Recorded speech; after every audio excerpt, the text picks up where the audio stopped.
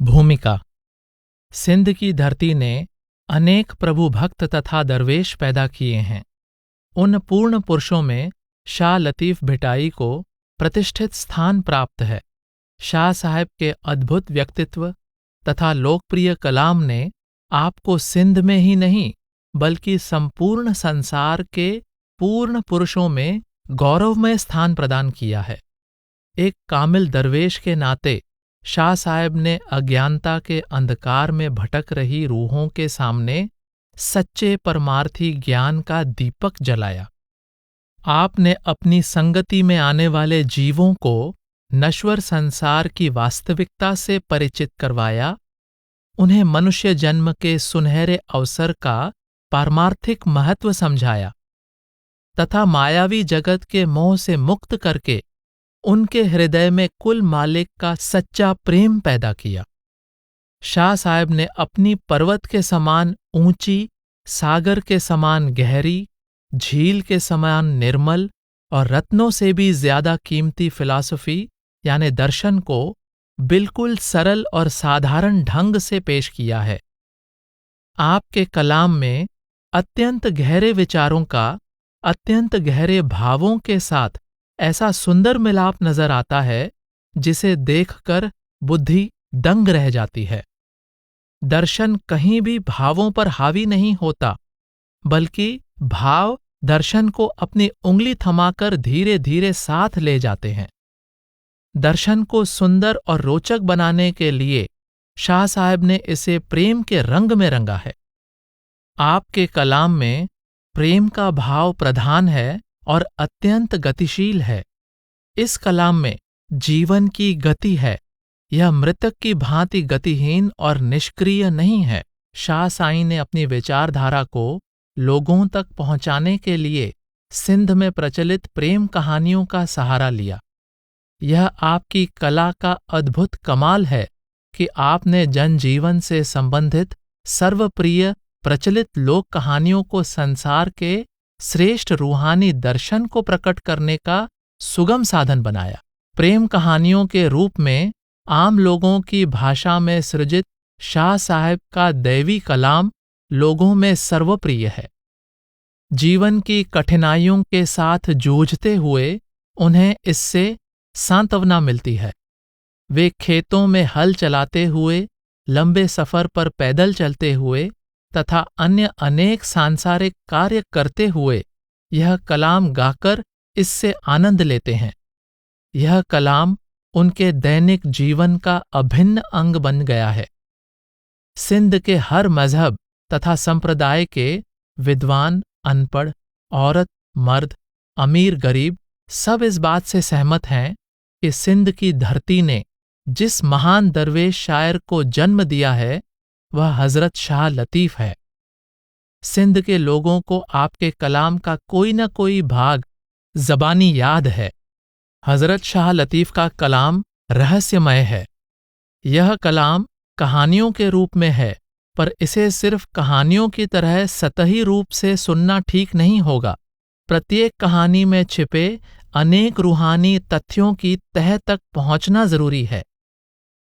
कुछ विद्वानों ने शाह साहब के कलाम पर कुरान शरीफ, मौलाना रूम, योग मत और वेदांत का प्रभाव दर्शाने का प्रयत्न किया है। आपके कलाम और दूसरे कामिल दरवेशों के कलाम में जो समानता है उसका असल कारण रूहानी अनुभव में समानता है। कामिल दरवेशों की भाषा और शैली अलग अलग होती है, परंतु उनका अनुभव और उपदेश एक ही होता है। शाह साहब के कलाम के संबंध में खोज तथा प्रकाशन का कार्य आपके देहांत के 100 साल बाद आरंभ हुआ। अब तक आपके कलाम पर आधारित अनेक पुस्तकें प्रकाशित हो चुकी हैं। प्रसिद्ध जर्मन विद्वान अर्नेस्ट ट्रम्प के मन पर शाह साहब के कलाम के सौंदर्य का गहरा प्रभाव पड़ा। उसने 1866 में यह कलाम छपवाया। उसने इसे शाह जो रिसालों का नाम दिया। रिसालों का शाब्दिक अर्थ संदेश है। काजी इब्राहिम द्वारा संपादित कलाम पहली बार 1867 ईस्वी में मुंबई में प्रकाशित हुआ। इसका संशोधित संस्करण 1877 में छपवाया गया। ताराचंद शोकी राम ने 1900 में मुंबई से शाह जो रिसालो प्रकाशित किया। महान सिंधी साहित्यकार कालिच बेग ने 1913 में शाह साहब का कलाम प्रकाशित किया। डॉक्टर गुरबक्सानी ने बहुत खोज के बाद 1923 में रिसालो का पहला भाग और 1931 में दूसरा भाग प्रकाशित किया। इसमें इससे पहले प्रकाशित हुए सभी संग्रहों से लाभ प्राप्त किया गया तथा आवश्यक संशोधन भी किए गए। बख्तियारपुरी मोहम्मद इब्राहिम ने 1931 में शाह जो रिसालो प्रकाशित किया। गुलाम मोहम्मद शावहानी ने 1950 में रिसालो का एक सुविस्तृत संस्करण प्रकाशित करवाया। इसमें उसने शाह साहब के बारे में एक भूमिका शामिल की तथा हर पृष्ठ पर फुटनोट में कलाम के अर्थ भी दिए। दाएपलाई मोहम्मद उस्मान ने 1951 में हैदराबाद, सिंध से शाह जो रिसालो प्रकाशित किया। मेमून मोहम्मद सिद्दीक ने 1951 में हैदराबाद से शाह जो रिसालो प्रकाशित किया। कासम गुलाम मुस्तफ़ा ने 1951 में 2 भागों में शाह जो रिसालो प्रकाशित करवाया। मौलाना गुलाम मुस्तफ़ा कासमी ने 1952 में 2 भागों में रिसालो प्रकाशित किया। कल्याण आडवाणी द्वारा 1958 में छपवाए गए रिसालों में शाहवानी से अधिक कलाम सम्मिलित किया गया है। सिंध यूनिवर्सिटी के पहले उपकुलपति अलामा इमदाद अली इमाम अली काजी ने बहुत खोज के बाद 1961 में रिसालों का एक संस्करण प्रकाशित करवाया। बाद में आपकी धर्मपत्नी ने इसका अंग्रेजी में अनुवाद भी किया।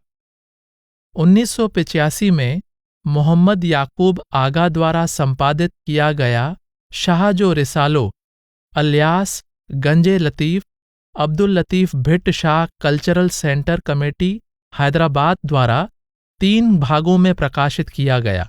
विद्वान संपादक ने यह संग्रह बहुत परिश्रम तथा खोज के बाद तैयार किया है। इसमें पूर्व प्रकाशित सब संग्रहों से लाभ उठाया गया है। आपने सारे कलाम का अंग्रेजी में अनुवाद भी किया है और इसमें प्राप्त रहस्यमय भावों की व्याख्या के लिए हाफिज, मौलाना रूम आदि दरवेशों के फारसी कलाम के अतिरिक्त कुरान शरीफ की आयतों तथा हदीस में से प्रासंगिक उद्धरण भी दिए हैं। वर्तमान पुस्तक में शाह साईं के कलाम के अध्ययन के लिए मोहम्मद याकूब आगा के रिसालों को आधार बनाया गया है। इसमें शाह साहब के कलाम से संबंधित सब संदर्भ इस संग्रह के अनुसार हैं। लेखक ने यथासंभव अंग्रेजी, उर्दू, हिंदी, पंजाबी आदि भाषाओं में प्रकाशित शाह साहब के कलाम के अनुवादों से भी लाभ उठाया है। शाह साहब के कलाम की व्याख्या करते हुए ईरान के सूफी दरवेशों के फारसी कलाम, कुरान शरीफ तथा हदीस आदि से बहुत से प्रसंग लिए गए हैं। इसके अतिरिक्त सिंधी दरवेशों, सच्चल सरमस्त तथा सामी साहब के कलाम में से भी बहुत से उद्धरण दिए गए हैं। शाह साहब, हजरत सुल्तान बाहू और साईं बुल्ले शाह तीनों का संबंध सूफियों के कादरी संप्रदाय से है। इसलिए बहुत से प्रसंगों में शाह साईं के विचारों को इन सूफी दरवेशों के कलाम के अनुरूप समझने का भी यत्न किया गया है। लेखक इन सभी विद्वानों का तहे दिल से शुक्रगुजार है, जिनकी रचनाओं से समुचित दिशा प्राप्त हुई है। इस पुस्तक की तैयारी तथा संशोधन में बहुत से साथियों से बहुमूल्य सहयोग प्राप्त हुआ है। लेखक उन सब साथियों का भी आभारी है। टी.आर. शंगारी, डेरा बाबा जयमल सिंह, राधास्वामी सत्संग ब्यास, जिला अमृतसर, पंजाब, 1 जनवरी 2008।